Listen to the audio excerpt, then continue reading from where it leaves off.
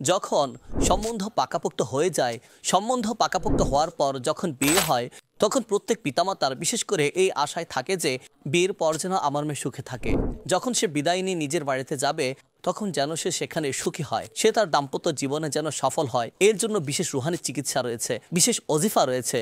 আর তা হলো, যখন বিয়ে হয়ে যায় আর যখন বিদায়ের মুহূর্ত চলে আসে, তখন বিদায়ের পর থেকে শুরু করে শ্বশুর বাড়ি পৌঁছা পর্যন্ত যিনি কনে রয়েছেন, তিনি সম্পূর্ণ রাস্তা আল্লাহ তাবারক তাআলার এই গুণবাচক নাম ইয়া রউফু ইয়া রউফু ইয়া রউফু ইয়া রউফু এটা মনে মনে পাঠ করতে থাকুন।